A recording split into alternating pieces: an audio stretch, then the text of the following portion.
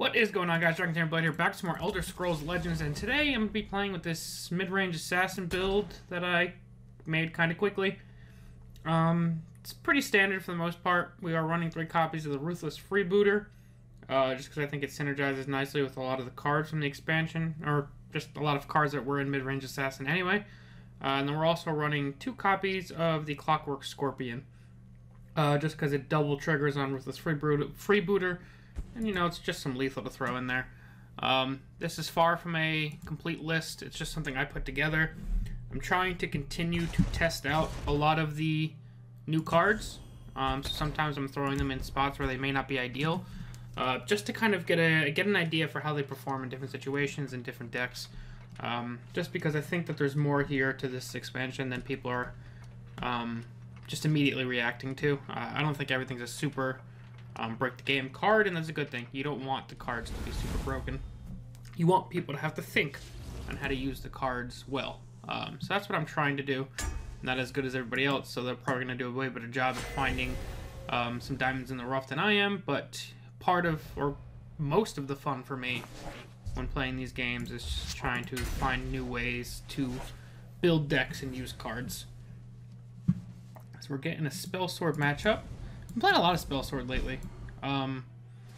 Last one I played was like it was a pretty cool like East Empire Crafter control Spell Sword kind of thing. That was pretty nifty. We'll see which this one is. Mostly I've been seeing a regular control variety. Alright, so that's gonna get Shrieking Harpied. My scales move in shadow. Yeah, why not? If we get executed, we just kind of delayed the damage for a turn. If we live, we can Ward Crafter since we have a handful of 2-drops. It's okay. My scales move in shadow.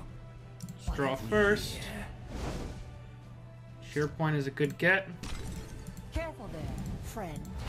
I mean, we have a board, a really weak board, but it is a board, and we can Leaf Lurker that if we want to next turn. I don't think we're really going to go through that trouble, though. I'd rather Leaf Lurker something like that. So... my scales move in shadow. Your blood will spill! First Room Prophecy. It's either Cloud Rest or Jab, I'm guessing. Looks like you put the Jab back. Let's just lay down the Mystic Dragon, try and trade into that. If he tries to get greedy and goes here, I will gladly Leaf Lurker that thing. Alright, so he baited out the Jab. That's fine. My scales move in shadow. Go with these. Careful there, friend. And take that out before we can play any dragons. We have a nice reactive hand here. If he trades into the bat, we can Sheer Point this guy down. Is someone out there? By bark and roots. Okay. My scales move in shadow.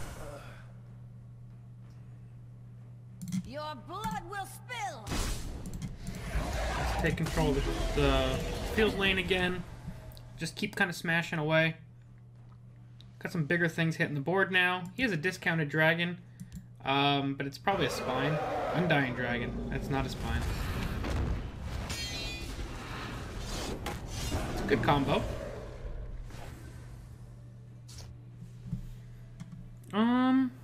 Your blood will spill! I think I'm gonna make this move. Just because, depending on what he has, if he has another Execute or something, I want to be able to Leaf Lurker that next turn.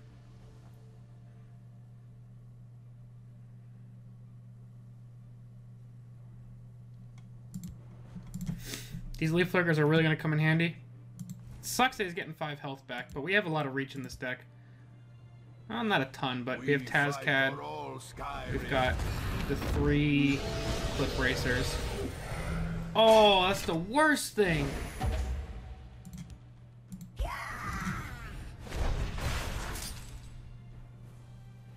At least I'll miss his next attack now.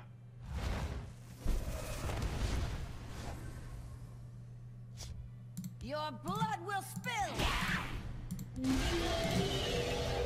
Knock him down another peg.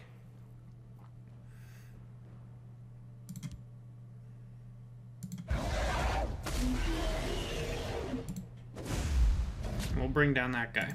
He can still break a rune, but I want to be able to trade better with him. We've got 12 on the board, so he has to clean up at least a little bit. Whew. I would protect the hist.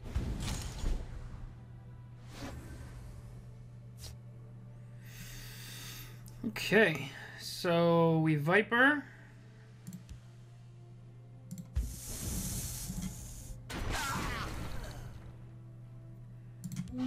Double trade. Go face. And Leaf Lurker that guy. Next turn we can Sheer Point and Leaf Lurker, so if he tries to play like just a Manticora, we could take that thing out. There's the Manticora. I mean, there's even some argument for ignoring that thing for a quick minute. But Blood will spill. we're gonna get a Firebolt. The forest is I don't mind doing that.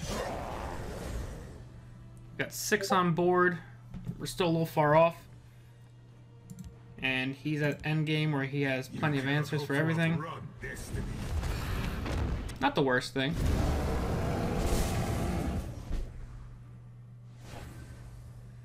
Tazcad is really good. Your blood will spill. Can get another Javelin. someone out there? No, it's Midnight Snack.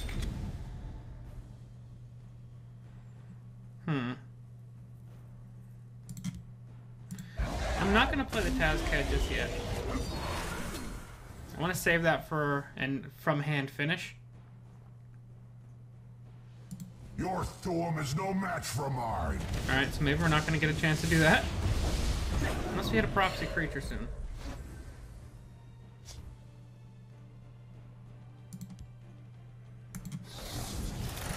Alright, we're going to get hit for 19.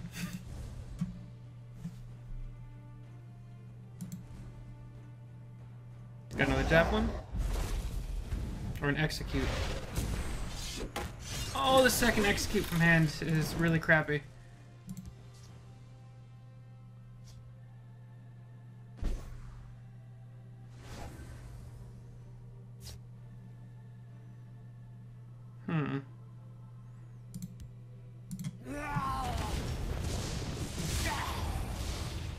Actually, he has a lot on board. Let's do that.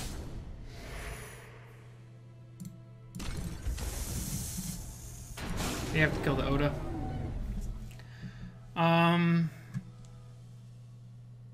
Top deck Cliff Racer and Ancano is a victory. But he probably has another Jav or a Edict to kill the second guy that spawns. That's a risky play. I think. You're going all in on Parth. Let's see if it pays off for him.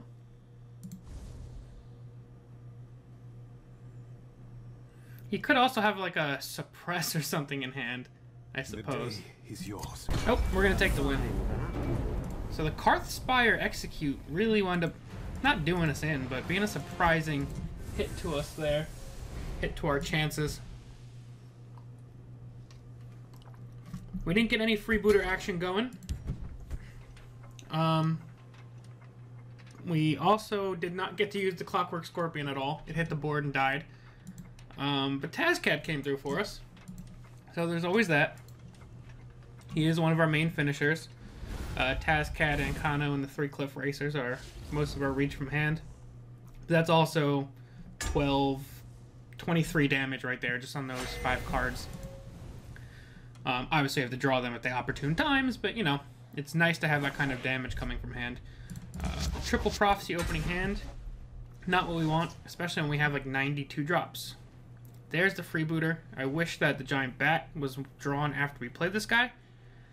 This guy's just really good if you get his treasure hunt. I'm not playing treasure map, But theoretically in a deck, if you were playing a treasure hunt deck with Freebooter, and your only drain and lethal creature in your deck was the Clockwork Scorpion, if you played this guy on 2 and then treasure map on 3, you're getting +2/+2 drain and lethal, and then +1 from the treasure map. So you got a 5/5 in a 2-turn combo, and a Clockwork Scorpion in hand, so the card kind of replaces itself. Obviously that's not always super reliable, but you know what are you gonna do sometimes. See if he wants to take this trade. For this one. I feel like he is, and then we'll be able to giant bat into that. I don't think he wants that getting out of control, nor does he want to risk getting lethal. Okay.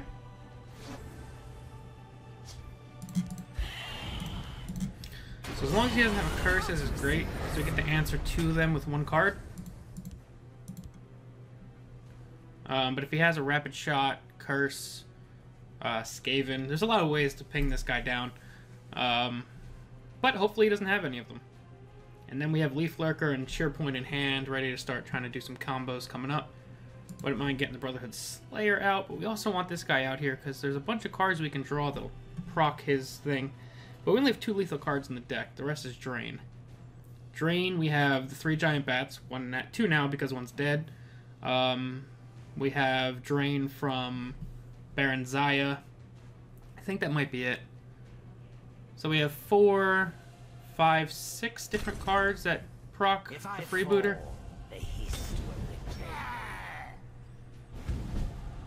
Okay.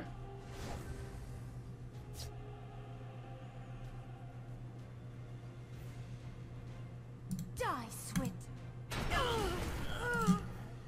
Just give me Play a this. name. Next turn we can Sheer Point the other one down. Although he'll be able to double curse us. But if he uses 2 curses just on killing the 1 Brotherhood Slayer, I don't think he comes out ahead on that situation. Yeah, he thins his deck with these 2 attacks, which is really good. But if you double curse this, just to try and get your 3rd curse out of the deck, like, what did you really gain?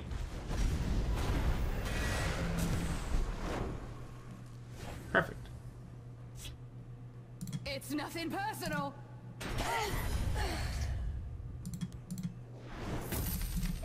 So this is Market Archer. We need to keep that in mind.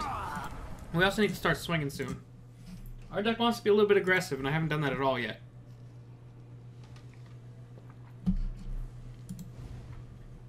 If this is the Shaman... Oh, it's Reeve. Alright, so we're going to take a fair amount of damage this turn from Reeve. Oh, that would have been great if we had the Freebooter on board. I'm just going to play the Clockwork Scorpion, because we could take out Reeve without needing to use the Leaf Lurker or the Lightning Bolt, potentially. He could Rapid Shot Leaf Lurker us, or Curse Leaf Lurker us. Alright, there's a 5 damage turn. He's fishing for an answer. Good news is he can no longer Rapid Shot Leaf Lurker us, but he can Curse Leaf Lurker us.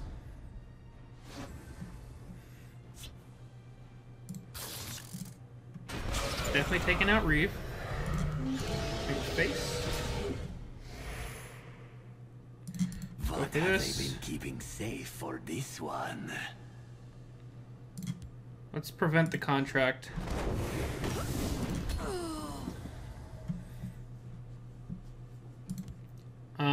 He's already kind of not shown his hand, but we know what he's wanting to do. So we're going to try and prevent it.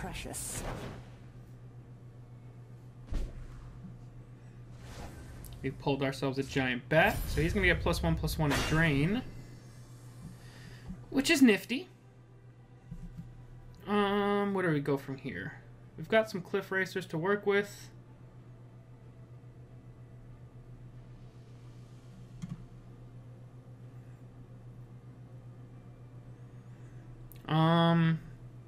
Let's kind of get aggressive, I think. This one takes what he wants.